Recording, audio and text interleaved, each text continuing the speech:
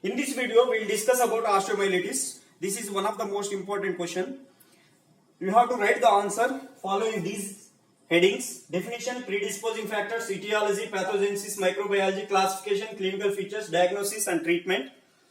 So if you see the word, osteo means bone, myela means it is the medullary portion of the bone, itis means inflammation. So literally it is the inflammation of the medullary portion of the bone. Inflammation or infection, right? Infection of the medullary portion of the bone. But due to the interconnections in the bone by Haversian canal or Oakman's canal, infection of the medullary portion generally reaches cortical bone or periosteum. So the definition is, it is the infection or inflammation of the bone, generally starting as a inflammation of the medullary portion, but it involves the cortical bone and periosteum, right, by the involvement of Haversian and Oakman canals. This is the definition. To remember, it is the inflammation of the medullary portion of the bone which further involves the cortical and periosteum. That's all. Then coming to the predisposing factors.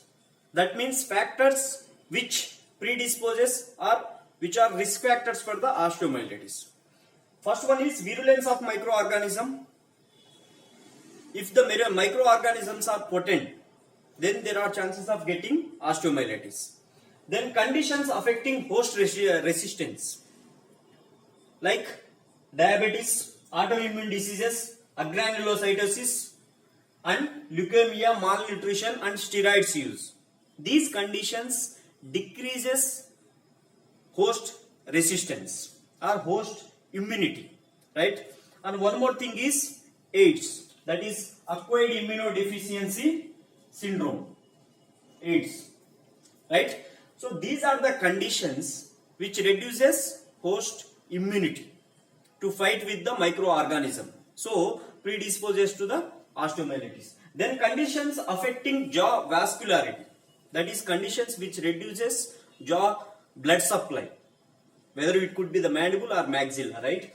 They are radiation used for oral and maxillofacial cancer, then Paget disease and fibrous dysplasia, osteoporosis, osteopetrosis. In all these conditions, there is reduced bone supply, blood supply, maybe due to the different causes. Okay, radiation causes hypovascularity, hypoxia and hypercellularity of the irradiated area, right?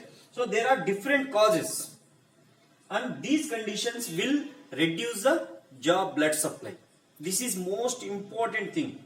Ultimately, a compromised blood supply to the bone will predispose to the osteomyelitis. Compromised blood supply and compromised host resistance or host immunity and virulence of microorganism. These are the three important factors. Then coming to the etiology. Most common etiology is nothing but odontogenic infections. Maybe periapical abscess or periapical infections, apical periodontitis progressing to further sequelae.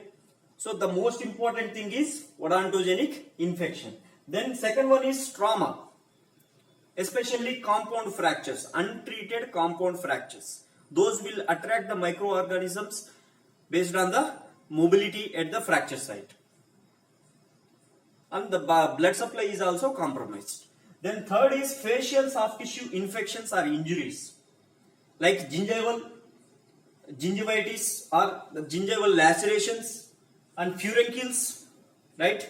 Furuncles is nothing but bacterial infection of the facial skin. Then lacerations of the anything, soft tissue, oral mucosa or like that. So infections of the facial soft tissues or any injuries by the lymphatic spread also, they can get the microorganism. Then hematogenous spread.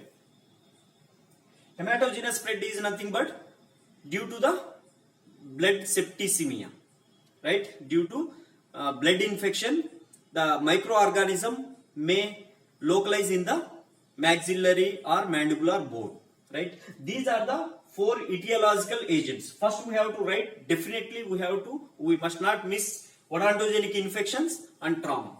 These are two most important etiological agents. Then coming to the pathogenesis, that means what exactly happens, right? Due to acute inflammation, there is edema and pus formation also.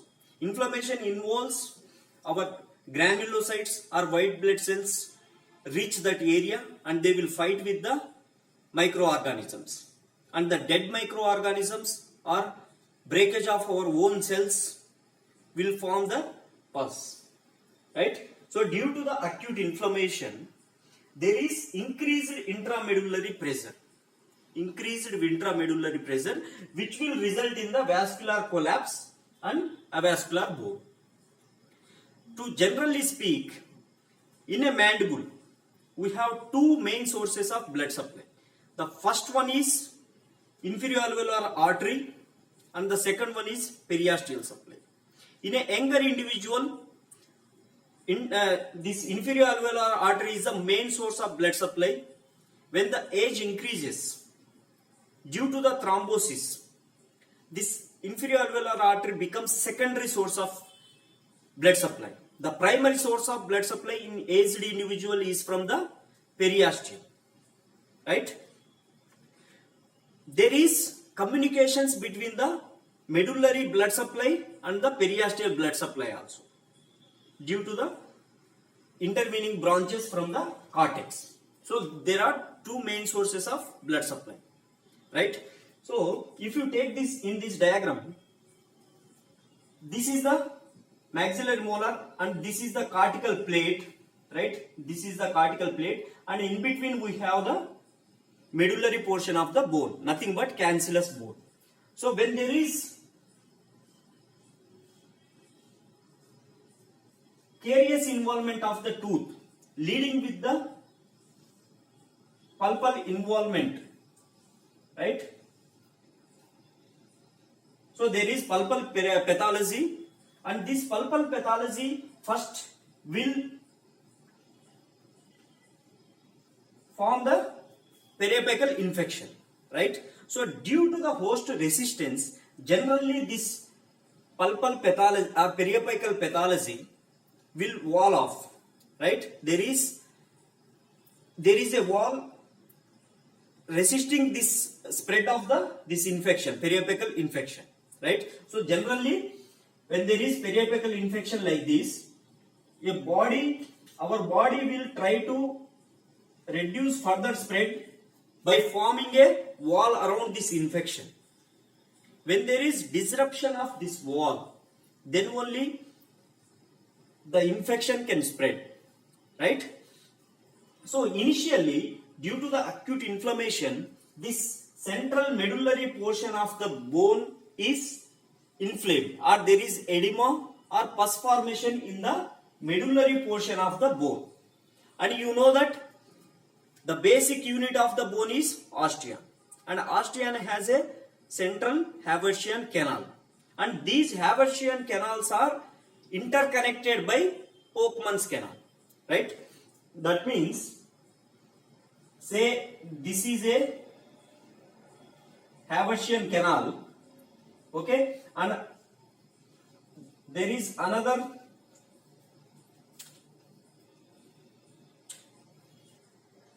okay, say this is a Haversian canal and we have another Haversian canal here. So these Haversian canals are interconnected by Oakman canal, and this Oakman's canal also connects with the periosteum, right? For example, so on the cortical bone we have the periosteum. This is the periosteum. So these Oakman canals interconnect the Haversian system and the periosteum with the periosteum also. So when there is pus formation in the medullary portion of the bone, Due to filling of this Haversian canal and Volkmann's canal, pus formation or pus will extend to the periosteum also. Right? This is the spread. First we'll see the basic pathology. Due to the acute inflammation, there is edema and pus formation. Due to that, there is increased intramedullary pressure. Due to the intramedullary pressure, the blood supply is compromised. Right? Due to the compression or due to the infection, there is a thrombus formation in the inferior alveolar artery. Due to the compression or pressure also, there is blood supply compromised. So when there is blood supply compromised, it will lead to the avascular bone. So that means there is necrosis of the medullary portion of the bone. And after that we'll see the progression. How this infection of the medullary bone will spread to the periosteum or soft tissue. So due to the Haversian and Volkmann's canal involvement, right, as is shown here, there is involvement of the Haversian and Volkmann canal that will obviously lead to the pus accumulation below the periosteum. That means if you say this is the pus, okay, periosteum is elevated like this. Periosteum is elevated due to the pus accumulation beneath it. Right? And after periosteal elevation, the secondary source of blood supply, that is periosteum, is also compromised. So there is already compromised inferior alveolar artery and compromised blood supply from the periosteum also. That will lead to the further compromise of bone and there is avascular bone necrosis. Right? So on this, again, say this is the oral mucosa and we have oral mucosa and above that we have the skin like this.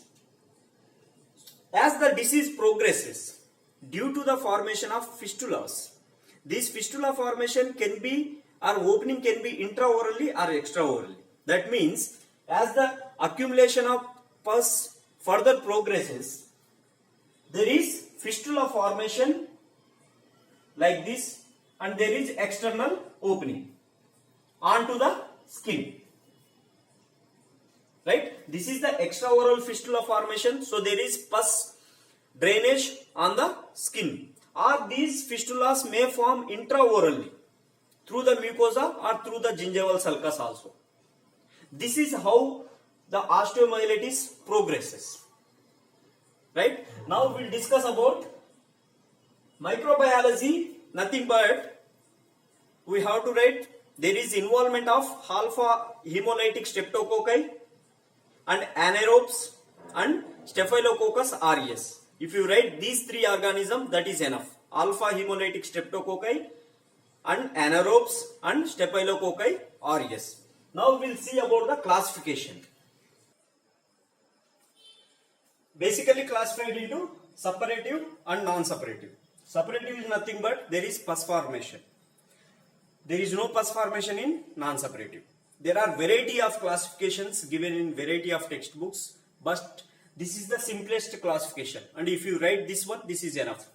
Suppurative, we have acute suppurative and chronic suppurative. In between there is subacute stage also. Chronic means approximately 1 month period. If the infection is there for more than 1 month period, then it is called as chronic suppurative. In chronic, there is primary and secondary. Primary is nothing but there is no acute stage.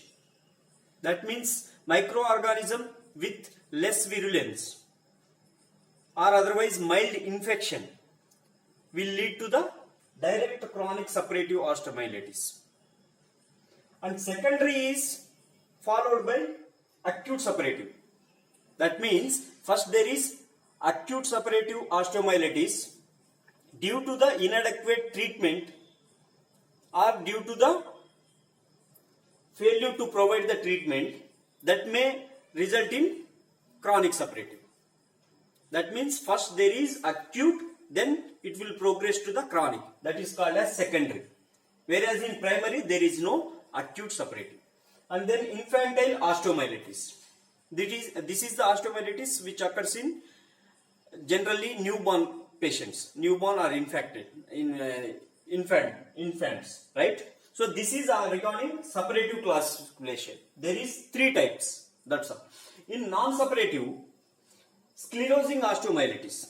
Sclerosing is nothing but it promotes bone formation or it stimulates bone formation. The basic difference is in suppurative there is bone necrosis, whereas in non-suppurative there is stimulation of bone formation, and the infection is high in case of suppurative.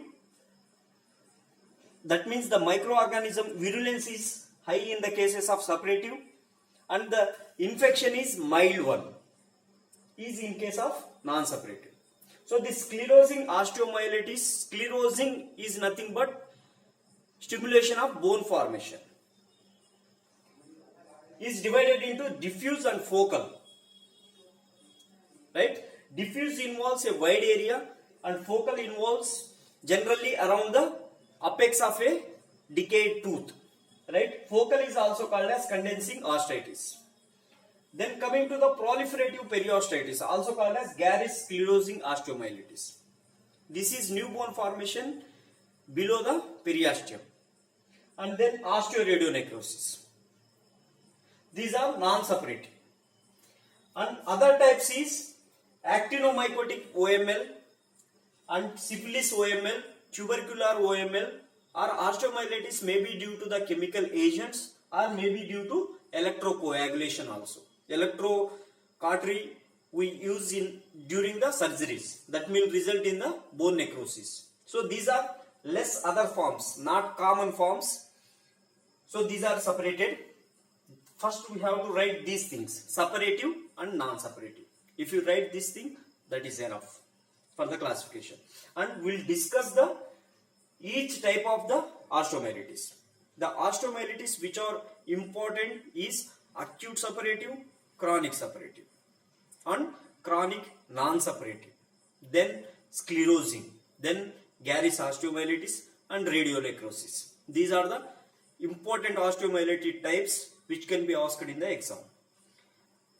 If you like this video, hit the like button, share the video, subscribe the channel.